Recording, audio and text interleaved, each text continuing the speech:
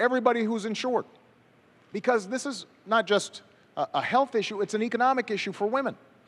It makes a difference. This is money out of that family's pocket. Governor Romney not only opposed it, he suggested that, in fact, employers should be able to make the decision as to whether or not a woman gets contraception through her insurance coverage. That's not the kind of advocacy that women need. When Governor Romney says that we should eliminate funding for Planned Parenthood, there are millions of women all across the country who rely on Planned Parenthood for not just contraceptive care, they rely on it for mammograms, for cervical cancer screenings. That's a pocketbook issue for women and families all across the country. And it makes a difference in terms of how well and effectively women are able to work. When we talk about child care and the credits that we're providing, that makes a difference in terms of whether they can go out there and earn a living for their family. These are not just women's issues. These are family issues. These are economic issues. And one of the things that makes us grow as an economy is when everybody participates and women are getting the same fair deal as men are. And I've got two daughters, and I want to make sure that they have the same opportunities that anybody's sons have. And that's part of what I'm fighting for as President of the United States. I want to move us along here to Susan Katz, who has a question, and Governor, it's for you. Governor Romney, I am an undecided voter because I'm disappointed with the lack of progress I've seen in the last 4 years. However, I do attribute much of America's economic and international problems to the failings and missteps of the Bush administration. Since both you and President Bush are Republicans, I fear a return to the policies of those years should you win this election. What is the biggest difference between you and George W. Bush, and how do you differentiate yourself from George W. Bush? Great. Thank you, and I appreciate that question. I just want to make sure that, I think I was supposed to get that last answer, but I want to point out that I don't believe... I don't think so, Candy. I don't believe... I want to make sure our timekeepers are working here. The timekeepers are all working, and let me tell you that the last part, it's for the two of you to talk to one another, and it isn't quite as ordered as you think. But go ahead and use this 2 minutes any way you'd like to. The question is on the floor. I just note that I don't believe that bureaucrats in Washington should tell someone whether they can use contraceptives or not. And I don't believe employers should tell someone whether they could have contraceptive care or not. Every woman in America should have access to contraceptives. And the President's statement of my policy is completely and totally wrong. Governor, let me come back and answer your question. President Bush and I are different people, and these are different times. And that's why my 5-point plan is so different than what he would have done. I mean, for instance, we can now, by virtue of new technology, actually get all the energy we need in North America without having to go to the Arabs or the Venezuelans or anyone else. That wasn't true in his time. That's why my policy starts with a very robust policy to get all that energy in North America and become energy secure. Number two, trade. I'll crack down on China. President Bush didn't. I'm also going to dramatically expand trade in Latin America. It's been growing about 12% per year over a long period of time. I want to add more free trade agreements so we have more trade. Number three, I'm going to get us to a balanced budget. President Bush didn't. President Obama was right. He said that that was outrageous to have deficits as high as $500 billion under the Bush years. He was right. But then he put in place deficits twice that size for every one of his 4 years. And his forecast for the next 4 years is more deficits, almost that large. So that's the next area I'm different than President Bush. And then let's take the last one, championing small business. Our party has been focused on big business too long. I came through small business. I understand how hard it is to start a small business. That's why everything I'll do is designed to help small businesses grow and add jobs. I want to keep their taxes down on small business. I want regulators to see their job as encouraging small enterprise, not crushing it. And the thing I find most troubling about Obamacare, well, it's a long list, but one of the things I find most troubling is that when you go out and talk to small businesses and ask them what they think about it, they tell you it keeps them from hiring more people. My priority is jobs. I know how to make that happen. And President Bush had a very different path for a very different time. My path is designed in getting small businesses to grow and hire people. Thanks, Governor. Mr. President. Well, first of all, I think it's important to tell you that we did come in during some tough times. We were losing 800,000 jobs a month when I started. But we have been digging our way out of policies that were misplaced and focused on the top doing very well and middle-class folks not doing well. Now, we've seen 31 consecutive months of job growth, 5.2 million new jobs created. And the plans that I talked about will create even more. But when Governor Romney says that he has a very different economic plan, the centerpiece of his economic plan are tax cuts. That's what took us from surplus to deficit. When he talks about getting tough on China, keep in mind that Governor Romney invested in companies that were pioneers of outsourcing to China and is currently investing in countries, in companies that are building surveillance equipment for China to spy on its own folks. Governor, you're the last person who's going to get tough on China. And what we've done when it comes to trade is not only sign 3 trade deals to open up new markets, but we've also set up a task force for trade that goes after anybody who is taking advantage of American workers or businesses and not creating a level playing field. We've brought twice as many cases against unfair trading practices than the previous administration, and we've won every single one that's been decided.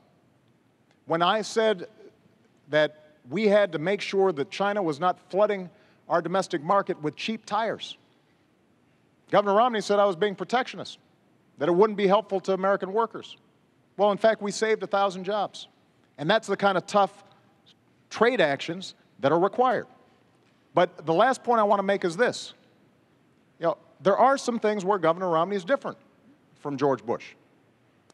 George Bush didn't propose turning Medicare into a voucher. George Bush embraced comprehensive immigration reform. He didn't call for self-deportation. George Bush never suggested that we eliminate funding for Planned Parenthood. So there are differences between Governor Romney and George Bush, but they're not on economic policy. In some ways, he's gone to a more extreme place when it comes to social policy. And I think that's a mistake. That's not how we're going to move our economy forward. I want to move you both along to the next question because it's in the same wheelhouse, so you will be able to respond. But the president does get this question. I want to call on Michael Jones.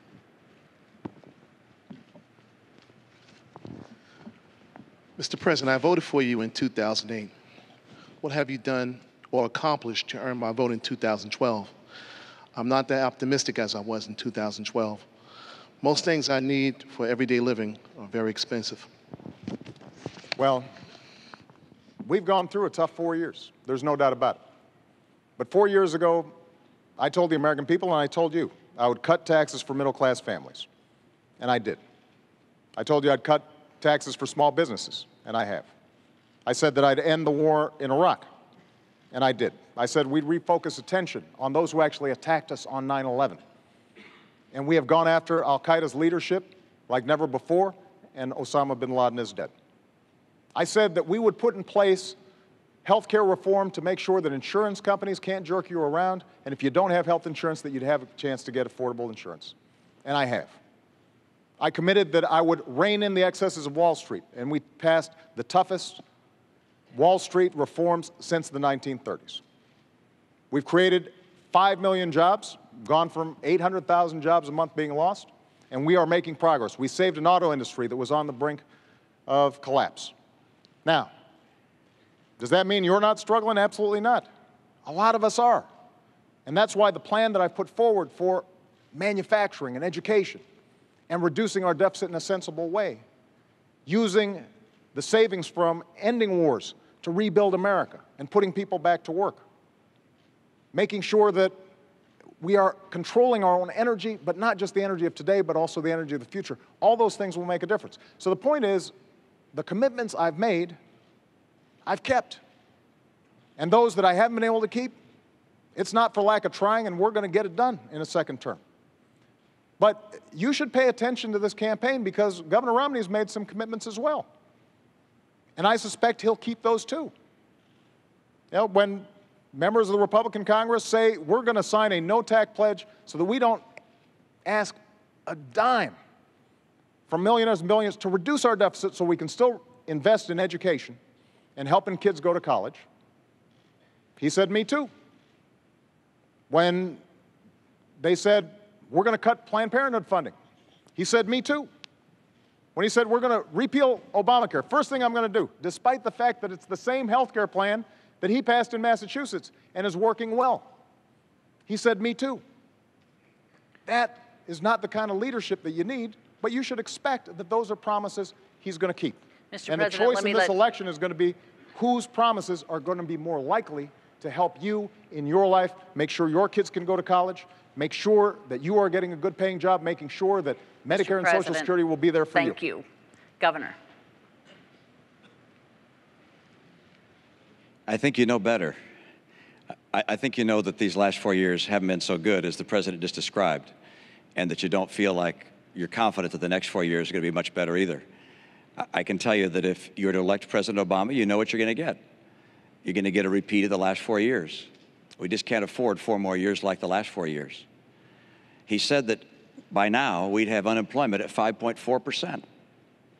The difference between where it is and 5.4% is 9 million Americans without work.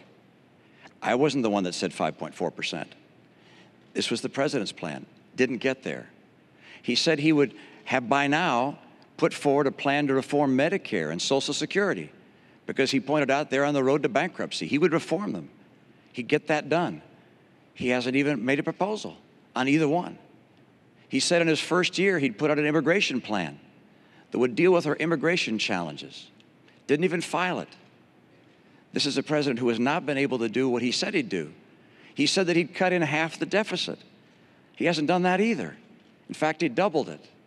He said that by now middle-income families would have a reduction in their health insurance premiums by $2,500 a year.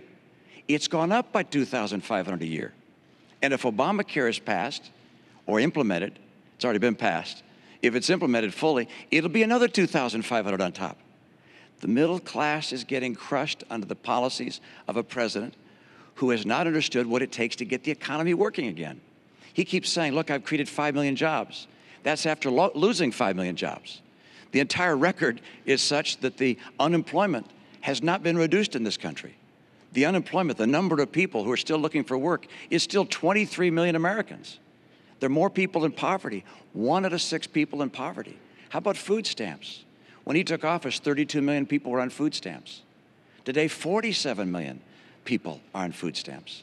How about the growth of the economy? It's growing more slowly this year than last year, and more slowly last year than the year before.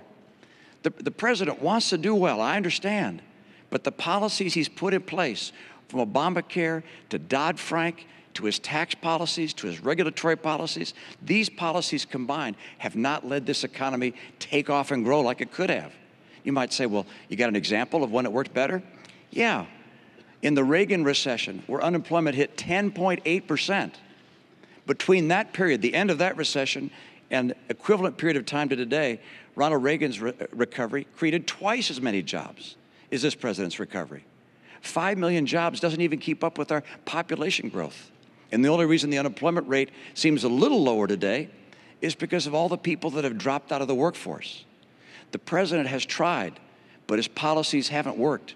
He's great as a speaker and describing his plans and his vision. That's wonderful, except we have a record to look at. And that record shows he just hasn't been able to cut the deficit, to put in place reforms for Medicare and Social Security, to preserve them, to get us the rising incomes we need. Median incomes down $4,300 a family, and 23 million Americans out of work. That's what this election is about. It's about who can get the middle class in this country a bright and prosperous future and assure our kids the kind of hope and optimism they deserve. Governor, I want to move you along. Don't go away, and we'll have plenty of time to respond. We are quite aware of the clock for both of you, but I want to bring in a different subject here. Mr. President, I'll be right back with you. Lorraine Osorio has a question for you about a topic we have not heard. Yes, this is for Governor Romney, and we'll be right with you, Mr. President. Thanks. Is it Lorena? Lorraine. Lorraine? Yeah, Lorraine. Yes. Lorraine. How you doing? Good, thanks. President.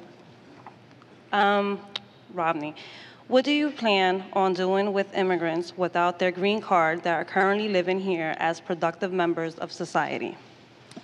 Thank you. Lorraine, did I get that right? Good.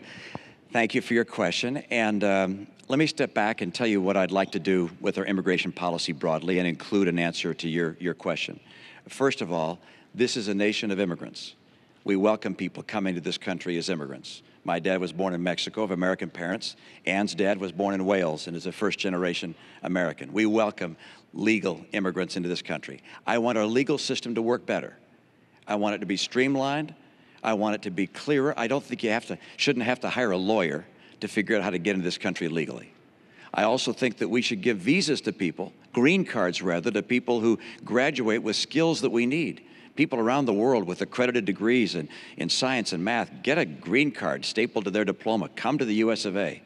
We should make sure that our legal system works. Number two, we're going to have to stop illegal immigration. There are 4 million people who are waiting in line to get here legally. Those who've come here illegally take their place. So I will not grant amnesty to those who've come here illegally. What I will do is I'll put in place an employment verification system and make sure that employers that hire people who have come here illegally are sanctioned for doing so. I won't put in place magnets for people coming here illegally. So, for instance, I would not give driver's licenses to those that have come here illegally, as the president would. The kids of those that came here illegally, those kids, I think, should have a pathway to become a permanent resident of the United States. And military service, for instance, is one way they would have that kind of pathway to become a permanent resident. Now, when the president ran for office, he said that he'd put in place in his first year a piece of legislation. He'd file a bill in his first year that would reform our immigration system, protect legal immigration, stop illegal immigration. He didn't do it. He had a Democrat House and Democrat Senate, supermajority in both houses. Why did he fail to even promote legislation that would have provided an answer for those that want to come here legally and for those that are here illegally today? That's a question I think the president will have a chance to answer right now. Good. I look forward to it. Was Lorraine, we are a nation of immigrants. I mean, we're just a few miles away from Ellis Island. We all understand what this country has become because talent from all around the world wants to come here. People who are willing to take risks. People who want to build on their dreams and make sure their kids have even bigger dreams than they have. But we're also a nation of laws. So what I've said is we need to fix a broken immigration system, and I've done everything that I can on my own and sought cooperation from Congress to make sure that we fix this system. First thing we did was to streamline the legal immigration system, to reduce the backlog, make it easier, simpler, and cheaper for people who are waiting in line, obeying the law to make sure that they can come here and contribute to our country. And that's good for our economic growth. They'll start new businesses. They'll make things happen that create jobs here in the United States. Number two, we do have to deal with our border. So we put more Border Patrol on than any time in history, and the flow of undocumented workers across the border is actually lower than it's been in 40 years. What I've also said is, if we're going to go after folks who are here illegally, we should do it smartly and go after folks who are criminals, gangbangers, people who are hurting the community, not after students, not after folks who are here just because they're trying to figure out how to feed their families. And that's what we've done. And what I've also said is, for young people who come here, brought here oftentimes by their parents, have gone to school here, pledged allegiance to the flag, think of this as their country, understand themselves as Americans in every way except having papers, then we should make sure that we give them a pathway to citizenship. And that's what I've done administratively. Now, Governor Romney just said that he wants to help those young people too, but during the Republican primary, he said, I will veto the DREAM Act that would allow these young people to have access.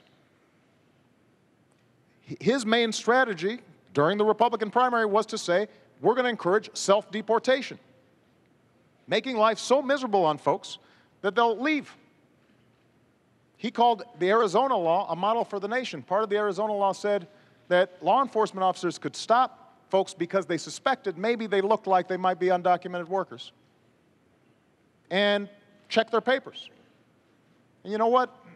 If my daughter or yours looks to somebody like they're not a citizen, I don't want to empower somebody like that.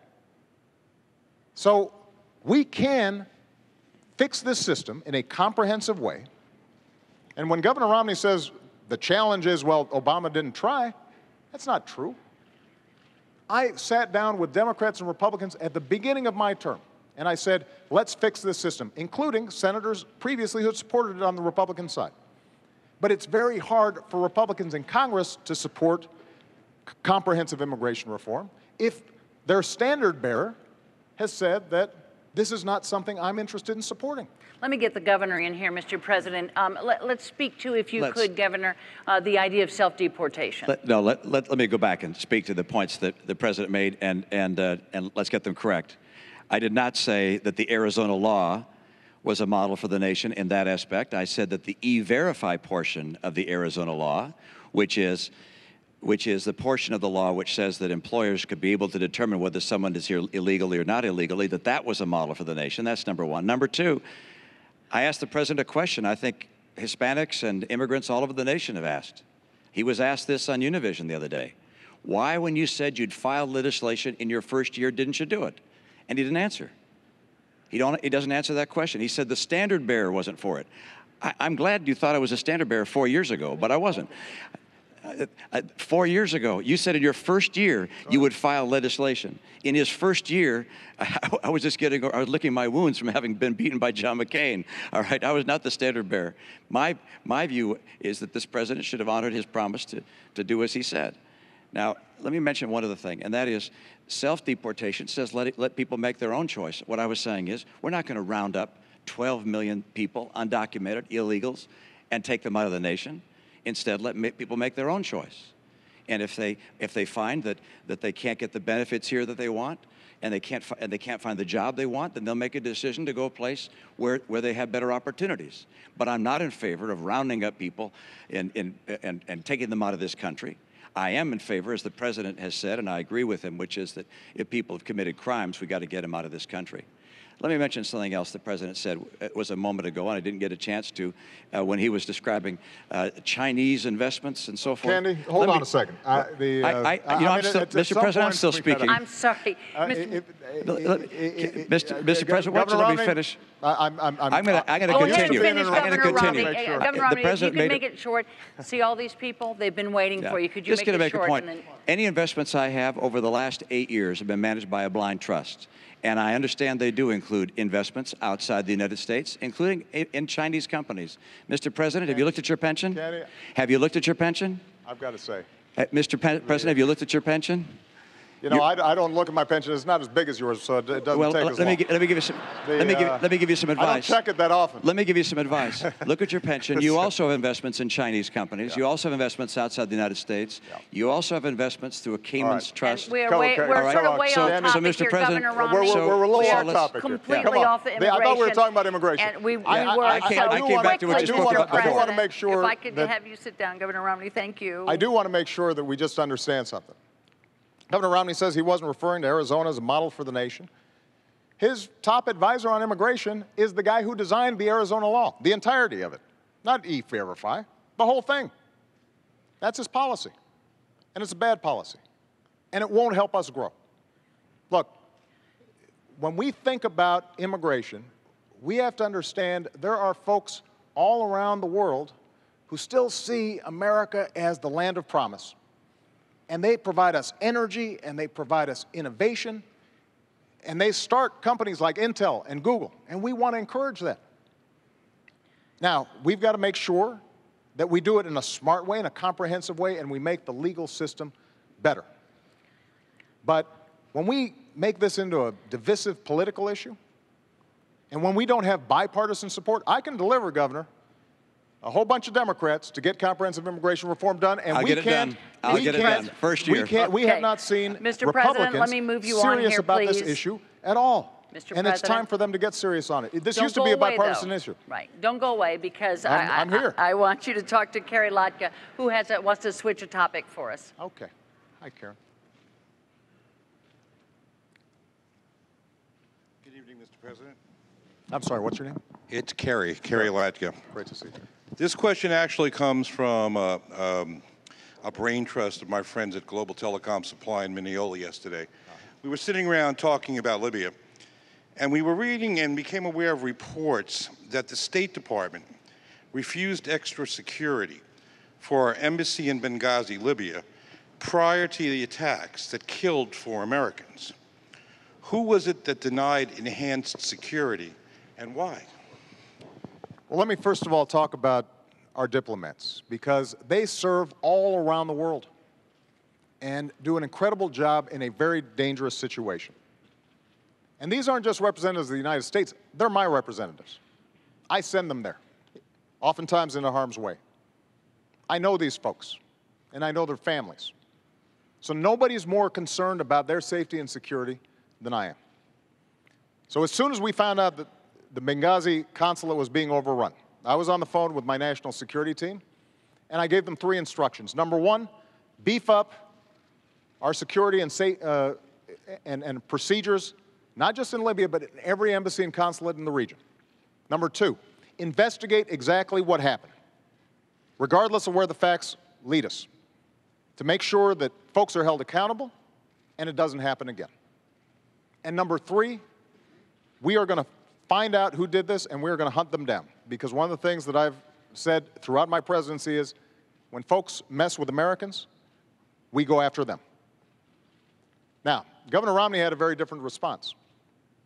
While we were still dealing with our diplomats being threatened, Governor Romney put out a press release trying to make political points. And that's not how a commander-in-chief operates. You don't turn national security into a political issue. Certainly not right when it's happening. And not everybody agrees with some of the decisions I've made. But when it comes to our national security, I mean what I say. I said I'd end the war in Libya, in Iraq, and I did. I said that we'd go after al-Qaeda and bin Laden. We have.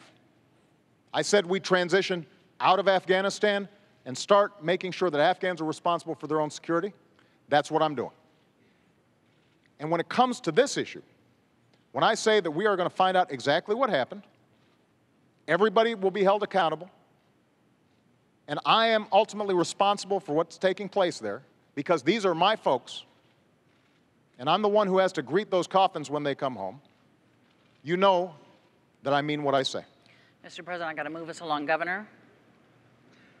Thank you, Kerry, for your question. It's an important one. And I think the President just said correctly that the buck does stop at his desk, and he takes responsibility for the failure in providing those security resources, and those terrible things may well happen from time to time. I feel very deeply sympathetic for the families of those who lost loved ones. And today there's a memorial service for one of those that was lost in this tragedy. We think of their families and care for them deeply.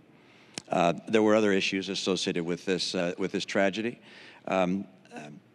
There were many days that passed before we knew whether this was a spontaneous demonstration or actually whether it was a terrorist attack. And there was no demonstration involved. It was a terrorist attack. And it took a long time for that to be told to the American people. Whether there was some misleading or instead whether we just didn't know what happened, I think you have to ask yourself, why didn't we know 5 days later when the ambassador to the United Nations went on TV to say that this was a demonstration? How could we have not known? But I find more troubling than this, that on the day following the assassination of a United States ambassador, the first time that's happened since 1979, when we have 4 Americans killed there, when apparently we didn't know what happened, that the President, the day after that happened, flies to Las Vegas for a political fundraiser, then the next day to Colorado for another event, another political event. I think these actions taken by a president and a leader have symbolic significance, and perhaps even material significance, in that you'd hope that during that time we could call in the people who were actually eyewitnesses. We've read their accounts now about what happened. It was very clear this was not a demonstration. This was an attack by terrorists. And this calls into question the president's whole policy in the Middle East. Look what's happening in Syria, in Egypt,